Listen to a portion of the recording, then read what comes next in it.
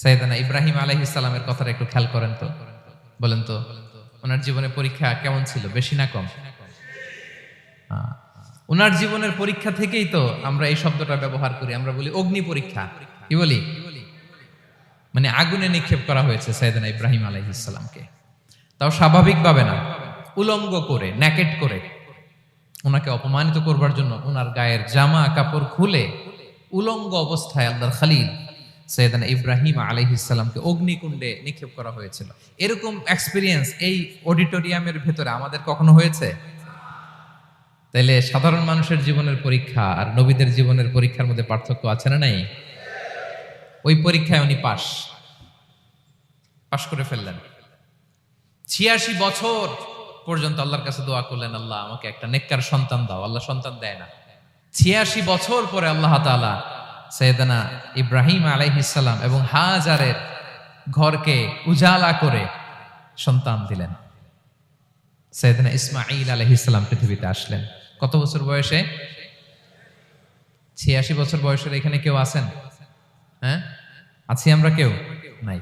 ৮৬ বছর বয়সে প্রথম সন্তান পেয়েছে। তাদের ঘরকে উজালা করে আল্লাহর নবী সাইয়েদনা ইসমাঈল আলাইহিস সালাম আসলেন। এবার আল্লাহ বললেন, যাও স্ত্রীকে আর এই কলিজার টুকরা সন্তানকে, থাকো তো প্যালেস্টাইনে, প্যালেস্টাইন থেকে ১৫০০ কিলোমিটার দূর দ্য ব্যারেন ল্যান্ড, ওই মক্কার ধুধুমরু প্রান্তরে রেখে আসো, যেখানে কেউ নাই, মানুষ নাই, গাছ নাই, পাখি নাই, পানি নাই, যাও রেখে আসো। আচ্ছা বলেন তো, ৮৬ বছর পরে যে লোকটা সন্তান পেল, বুঝে শুনে উত্তর দিয়েন, ৮৬ বছর পরে যে লোকটাকে আল্লাহ তাআলা সন্তান দিল, তার হৃদয়ে ওই সন্তানের জন্য মায়া বেশি না কম? এমনি তো আমাদের প্রথম সন্তানের হিস্ট্রিটা একটু খেয়াল করেন তো। প্রথম আমাদের যে মেয়ে হয়েছিল বা যাদের ছেলে হয়েছিল, তার প্রতি আদর, সোহাগ, দরদ, ভালোবাসা, আল্লাহ কত ছিল। আর ৮৬ বছর বয়স আল্লাহ তাআলা ওনাকে সন্তান দিলেন, দিয়ে বললেন, যাও হাজারকে আর ইসমাঈলকে মক্কার ধুধুমরু প্রান্তরে রেখে আস। আল্লাহ তাআলা বলতে দেরি, চলে যেতে দেরি নাই, মুহূর্তে উনি রওনা হয়ে গেলেন। সুবহানাল্লাহ পড়বেন না? রেখে আসলেন মক্কার ধুধুমরু প্রান্তরে। এবার আল্লাহ বললেন, যাও রিটার্ন ব্যাক টু প্যালেস্টাইন, প্যালেস্টাইনে চলে যাও। চলে গেলেন, হৃদয়টা ভেঙে খান খান। অনেক বছর পরে আল্লাহ তাআলা আবার অনুমতি দিলেন, যাও এবার ছেলেকে দেখে আসতে পারো, যাও প্যালেস্টাইন থেকে আবার মক্কায় যাও। সাইয়েদনা ইব্রাহিম আলাইহিস সালাম প্যালেস্টাইন থেকে আবার ১৫০০ কিলোমিটার পথ পাড়ি দিয়ে, এখনকার মতো ফ্লাইটে যায় না, গাড়িতেও না, উটে করে। কিসে করে? উনি যে কতবার মক্কা থেকে ফিলিস্তিন এসেছেন আর গিয়েছেন, কোনো ইয়ত্তা নাই, হিসাব নাই। গেলেন, এবার ছেলেটা হাঁটতে পারে, দৌড়াতে পারে, একটু একটু কথা বলতে পারে, আব্বু আব্বু ডাকতে পারে। কেমন মায়া লাগে বলেন তো? মায়া ভালোবাসায় যখন টইটম্বুর, ঠিক ওই মুহূর্তে আল্লাহ বললেন, ছেলেকে জবাই করো, জবাই করো ছেলেকে। আল্লাহ তাআলা বলতে দেরি করেছেন, আল্লাহর আদেশ পালনে ১ সেকেন্ডও তিনি দেরি করেন নাই। ছুরি চালালেন, জান্নাত থেকে দুম্বা নিয়ে আসা হলো। এভাবে আল্লাহর নবী ইব্রাহিম আলাইহিস সালাম ওনার জীবনের প্রতিটি ক্ষেত্রে যেখানে আল্লাহ তাআলা ওনাকে পরীক্ষা নিয়েছেন, উত্তীর্ণ হয়েছেন। এবং দেখেন ওনাকে আল্লাহ তাআলা কি উপহার দিলেন। আল্লাহ তাআলা ওনাকে খলিলুল্লাহ উপাধি দিলেন, আল্লাহর বন্ধু। সুবহানাল্লাহ বলেন। আল্লাহ তাআলা বলছেন, ওয়া ইযিবতালা ইব্রাহিম রাব্বুহু বিকালিমাতিন ফাআতাম্মাহুন ক্বালা ইন্নী জাঈলুকা লিন-নাসি ইমামা। আল্লাহ অনেকগুলো পরীক্ষা নিয়েছিলেন সাইয়েদনা ইব্রাহিম আলাইহিস সালাম, প্রতিটা পরীক্ষায় সাকসেসফুলি পাস করেছেন, গোল্ডেন এ প্লাস। আল্লাহ বলেন, ইন্নী জাঈলুকা লিন-নাসি ইমামা, I'm gonna make you the leader for the entire human being. I'm gonna appoint you as a leader for the entire universe. গোটা বিশ্বের জন্য, গোটা মানবতার জন্য আমি তোমাকে লিডার বানায় দিলাম। ইযামুল জাযাই মা'a ইযামিল বালা। পরীক্ষা যত বড়, ওই পরীক্ষায় পাশ করলে ওইটার ফলাফল ও প্রতিদানও বড়। তাহলে দেখেন প্রিয় ভাইরা, সাইয়েদনা ইব্রাহিম আলাইহিস সালামের জীবনে পরীক্ষার কোনো শেষ ছিল না। আমি আপনি কোথায়? আল্লাহর খলিলের জীবনে যদি এত পরীক্ষা থাকতে পারে, আমি আপনি কোথায় বলেন তো? এবার বলেন, সাইয়েদনা মূসা আলাইহিস সালাম, ওনার জীবনে তো কোনো পরীক্ষার ছিল না। হ্যাঁ, গুণে শেষ করতে পারবেন? জন্মটাই তো হয়েছে পরীক্ষার মধ্য দিয়ে। মিশরের ছেলে সন্তান হইলে ফেরাউন বলছে জবাই করো। ওনার মা এরকম সিন্ধুকে করে ভাসায় দিলেন নীল নদীতে। আল্লাহু আকবার, কি একটা রোমাঞ্চকর পরিস্থিতির মধ্য দিয়ে আল্লাহ তাআলা ওনাকে বাঁচালেন। সুবহানাল্লাহ, জন্মই হয়েছে পরীক্ষার মধ্যে দিয়ে। বড় হইলেন, ফেরাউনের ভয়ে দেশ ত্যাগ করলেন, মিশর থেকে মাদিয়ান। আবার আল্লাহর আদেশে যখন ফিরে আসলেন, আবার ফেরাউনের সাথে তর্ক বিতর্ক, যুদ্ধ। একটা রাত আল্লাহ নবী মুসা আলাইহিস সালাম শান্তি মতো মিশরে ঘুমাতে পারে নাই। একটা রাত শেষ পর্যন্ত এই ফেরাউন মুসা আলাইহিস সালামকে ধাওয়া করেছে। ফেরাউনের ধ্বংসের আগ পর্যন্ত সে মুসা আলাইহিস সালামকে ধাওয়া করেছে। তার মানে মুসা আলাইহিস সালাম এই বিপদ আপদ পরীক্ষা এগুলো থেকে মুক্তি পান নাই। এবার বলেন ঈসা আলাইহিস সালামের কথা, ওনার জীবনে তার পরীক্ষা ছিল না? কি পরীক্ষা ছিল? হ্যাঁ, আল্লাহু আকবার। Same scenario goes to the biography of every messenger in the world. পৃথিবীর সব নবীর ক্ষেত্রে একই ঘটনা ঘটেছে। সাইয়েদনা ঈসা আলাইহিস সালাম দাওয়াত যখন দিলেন, ওনার বিরোধিতা শুরু হলো, ওনাকে হত্যার ষড়যন্ত্র হলো। ইভেন কি ওনাকে মারার জন্য বনি ইসরাইলেরা উদ্ধত হলো, জানে বাঁচবার জন্য পালালেন। এক ঘরে ঢুকলেন, চারদিক দিয়ে ঘেরাও করলো। উনি দরজা জানালা লাগাই দিলেন। ওরা বললো একজন দরজা ভেঙে জানালা ভেঙে ভিতরে ঢুকো, ঢুকে দেখো বেটা ঈসা কি করে। একজন ভিতরে ঢুকছে, ঢুকার সাথে সাথে বল রাফাআহুল্লাহু ইলাইহি, আল্লাহ তাআলা ঈসা আলাইহিস সালামকে উপরে উঠায় নিলেন। আর যেই লোকটাকে তারা ভিতরে ঢুকালো তার চেহারাকে আল্লাহ তাআলা ঈসা আলাইহিস সালামের চেহারার মতো করে দিলেন। এবার তার বাইরের সাথীরা বলে ঘটনা কি, বেটা ঈসাও বেরোয় না, আমাদের লোকটাও বেরোয় না, সবাই ঢুক। দরজা ভেঙে ভেতরে ঢুকে দেখে ঈসা দাঁড়ায় আছে। বলেন তো এটা ঈসা না মিসা? এটা কি আসল ঈসা? ওমা কতালু ওমা সলাবু ওয়ালাকিন শুব্বিহা লাহুম। আল্লাহ বলে তোমরা আমার নবী ঈসাকে হত্যাও করতে পারো নাই, শুলেও চড়াতে পারো নাই, আমি সেফটি সিকিউরিটি দিয়ে আমার নবী ঈসা আলাইহিস সালামকে আকাশে তুলে নিয়েছি। তাহলে ওনার জীবনে পরীক্ষার শেষ ছিল না। এবার যদি আমরা বিশ্বনবী সাল্লাল্লাহু আলাইহি ওয়াসাল্লামের জীবনের দিকে তাকাই, ওনার জীবনটা দেখেন তো। আমাদের পেয়ারা নবী বিশ্বনবী মুহাম্মদুর রাসূলুল্লাহ সাল্লাল্লাহু আলাইহি ওয়াসাল্লাম, ওনার জীবনে কি স্ট্রাগল ছিল? স্ট্রাগল। মাক্কি জীবনের কথা যদি একটু খেয়াল করেন, দেখেন তো 3 বছর শিয়াবে আবি তালেবে জেল খেটেছেন, না খেয়েছিলেন। ওনার বংশের লোকেরা প্রথমে ছাগল খেয়েছে, ছাগলগুলো যখন শেষ, ছাগলের চামড়াগুলো শুকিয়ে ওইটা খাইছে। গাছের পাতা ছাল এগুলো খেয়ে খাবারের অভাবে বেহুশ হয়ে পড়ে থাকতো তারা। না খেয়ে কয়দিন ছিলেন আপনি? আমি কয়দিন ছিলাম না খেয়ে? মনেই তো পড়ে না খেয়েছিলাম কিনা কোনোদিন। এ হচ্ছে মাক্কি জীবন। মেন্টালি প্রেসার দেয়া হয়েছে। বিশ্বনবীর চাচা আবু লাহাব, তার 2 ছেলে উতবা আর উতাইবা, এদের সাথে বিয়ে দিয়েছিলেন 2 মেয়ের। যখন দাওয়াত দেওয়া শুরু করলেন 2 মেয়েকে ডিভোর্স দিয়ে দিল। দেখেন, একটা বাবার জন্য প্রাপ্তবয়স্কা মেয়েকে যখন উঠায় নেয়ার আগে ডিভোর্স দেয়, তার মানসিক অবস্থাটা কেমন থাকে বলেন? মেন্টালি প্রেসারাইজ করা হয়েছে, ফিজিক্যালি হ্যারাস করা হয়েছে। বিষ্ণু ইসলাম যখন নামাজে দাঁড়াতেন, উটের পচা নারী ভুঁড়ি বিষ্ণুনবীর কাঁধে চাপিয়ে দেওয়া হতো। আপনার জীবনে এরকম ঘটছে কখনো?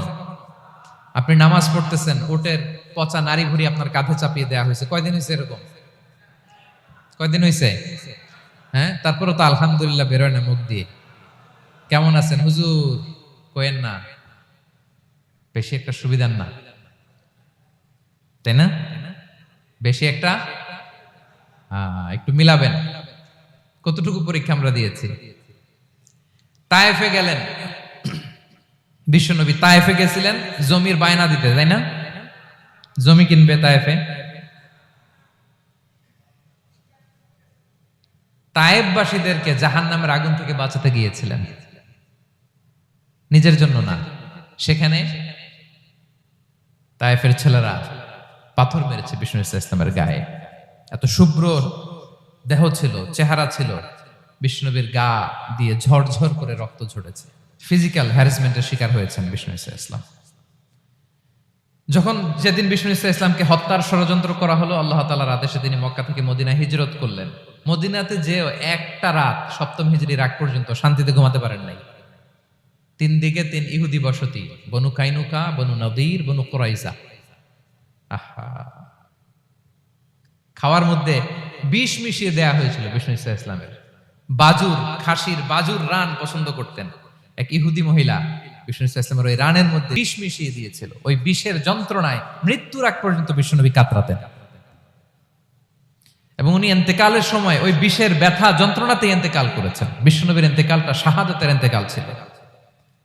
বিষ্ণু ইসলাম বলেছেন, ওই যে খায়বার এলাকার ওই মহিলা যে আমার খাবারে বিষ মিশিয়েছিল, সেই বিষের যন্ত্রণা, বেদনা, কষ্ট আমি অনুভব করছি। খেয়ে না খেয়ে দিন প্রচারের কাজে নিজেকে দিয়েছ বিলিয়ে, তায়েফের কাফিরেরা চিনল না সে আলো, দুষ্ট ছেলেদের পিছু দিল লেলিয়ে, পাথরের আঘাতে ক্ষত বিক্ষত হয়ে সারা শরীর থেকে রক্ত ঝরে। হে রাসূল তোমাকে ভুলি আমি কেমন করে, হে রাসূল তোমাকে ভুলি আমি কেমন করে। হাজার ব্যথা বেদনার পরে ফিরে আসনি তুমি আপন ঘরে, দিনের আলো তুমি ছড়িয়ে দিতে চলে গেলে মদিনায় মক্কা ছেড়ে। হে রাসূল তোমাকে ভুলি আমি কেমন করে, হে রাসূল তোমাকে ভুলি আমি কেমন করে। ঠিক কিনা বলেন? একটা রাত শান্তিতে শান্তির ঘুম তিনি দিতে পারেন নাই। প্রিয় ভাইরা, তাহলে আমরা কি বুঝলাম? বিশ্বনবীর জীবনও পরীক্ষা ছিল কি ছিল না? আমাদের উপায় আছে? আমরা বাঁচতে পারবো এই বিপদ আপদ পরীক্ষা ঝঞ্ঝাল থেকে? বাঁচতে চাইলেও বাঁচতে পারবো? পারবো না। ইমাম মালিক আলাইহি রাহমা নাম শুনেছেন?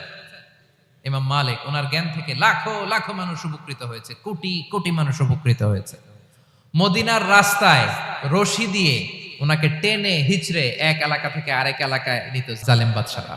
ইমাম মালিক আলাইহি রাহমা। ইমাম আহমদ ইবনে হাম্বল,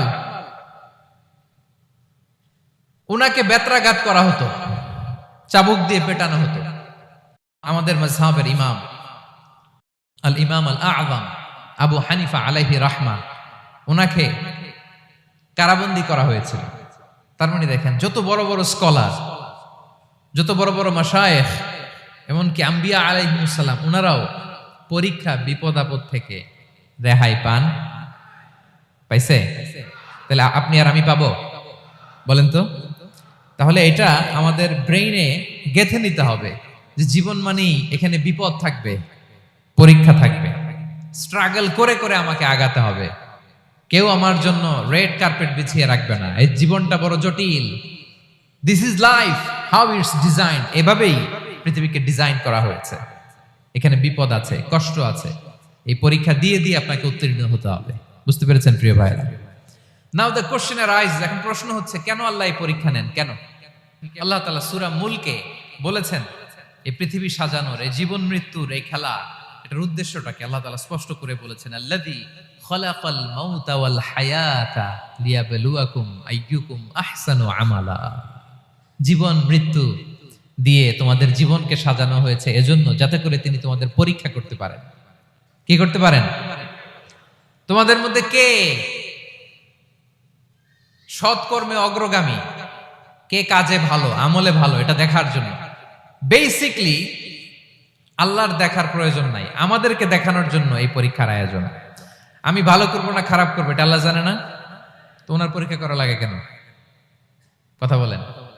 আমি জান্নাতি না জাহান্নামী এটা আল্লাহ জানেন না? বেসিকলি আমাদেরকে জানানোর জন্য এই পরীক্ষার আয়োজন। কাদেরকে জানানোর জন্য? মানে তুমি জেনে যাও তুমি জান্নাতি না জাহান্নামী। আমি ভালো করেই জানি। একটা ছোট্ট উদাহরণ দিলে বুঝতে পারবেন প্রিয় ভাইয়েরা। ধরেন আল্লাহ তাআলা দুইজনকে সৃষ্টি করলেন। উদাহরণস্বরূপ একজনের নাম আব্দুল্লাহ, আরেকজনের নাম আব্দুর রহমান। সৃষ্টির পরে আব্দুল্লাহকে বললেন, আব্দুল্লাহ, আমি জানি তুমি পৃথিবীতে 50 বছর হায়াত পাইতা, খুব ভালো কাজ করতে, তুমি দুনিয়াতে অনেক ভালো কাজ করতে, এটা আমি আগেই জানি, আমার অসীম জ্ঞান বলে আমি আগে থেকেই জানি। তো যাও, তোমার এইমাত্র সৃষ্টি করলাম, তুমি জান্নাতে ঢুকে যাও, কারণ আমি জানি তুমি জান্নাতি হবে। আচ্ছা, আর আব্দুর রহমান, তুমি পৃথিবীতে খুব খারাপ কাজ করতে, এটা আমি জানতাম। তোমারে পাঠাইলে খারাপ কাজ করবা, তুমি সীমা লঙ্ঘন করবা, অন্যায় করবা, অপরাধ করবা, তুমি জাহান্নামী হবা, যাও। যেহেতু আমি জানি পরীক্ষার আর দরকার নেই, তোমারে জাহান্নাম দিয়ে দিলাম, যাও ঢুকে যাও। আব্দুল্লাহ ঠিকই জান্নাতে ঢুকে যাবে, আব্দুর রহমান কি ঢুকবে? ঢুকবে।